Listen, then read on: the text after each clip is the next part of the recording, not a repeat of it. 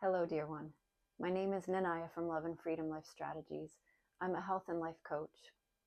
We've talked before about the two voices that we hear inside our head. We've talked about kind of where they come from, the sources, that one lies to us, and one is the voice of truth.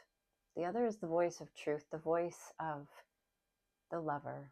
How can you tell them apart? What do they sound like?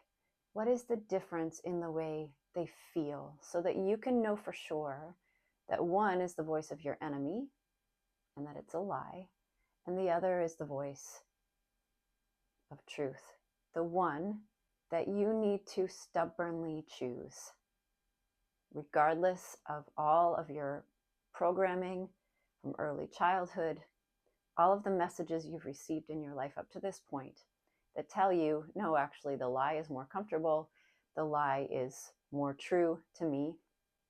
If you know for sure that the voice speaking to you is the voice of truth, to stubbornly choose it.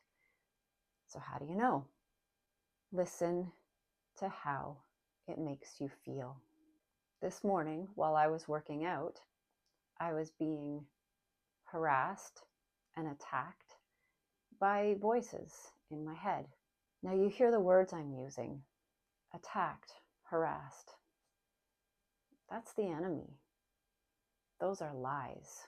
When the thoughts in your head lead you to feeling discouraged, disempowered, ashamed,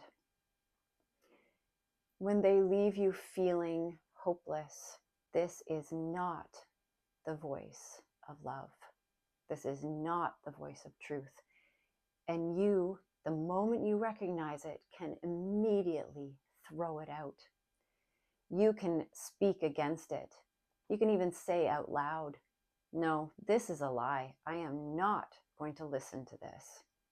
The voice of truth, on the other hand, is empowering. It's encouraging, even if it's a hard word that produces guilt, because there is a legitimate guilt in our lives when we have done wrong.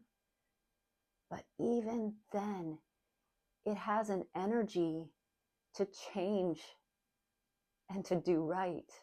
The voice of love builds us up.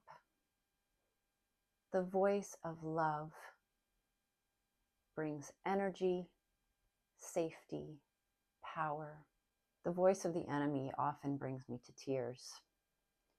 These kinds of tears feel completely different from the voice of the lover, because in its purest, the voice of the lover also can bring me to tears, but it's tears of gratefulness and joy and utter astonishment at the depth of love that is being poured out.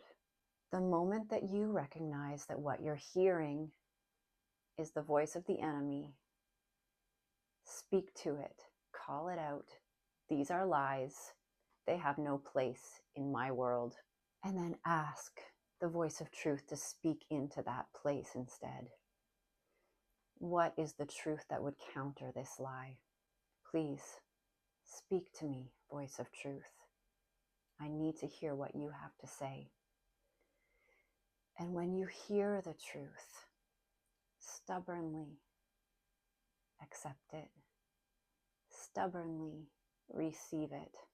Don't let that double standard that you've held on to all your life that says that somehow others are better than you.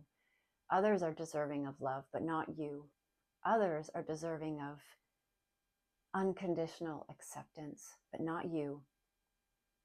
Don't let that double standard creep in and tell you that the voice of truth is lying. No. It might feel uncomfortable because it's so unfamiliar, but it will build you up. It will bring from you fruit of gratefulness, fruit of joy, and fruit of peace. In Galatians, the Apostle Paul says, the fruit of the Spirit is love, joy, peace, patience, kindness, goodness, faithfulness, gentleness, and self-control.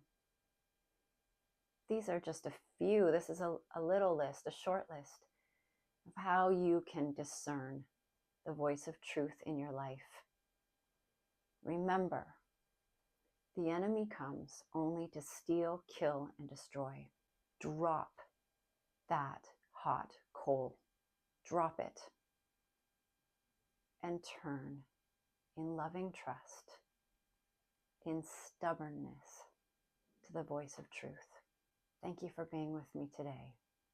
Thank you for practicing with me.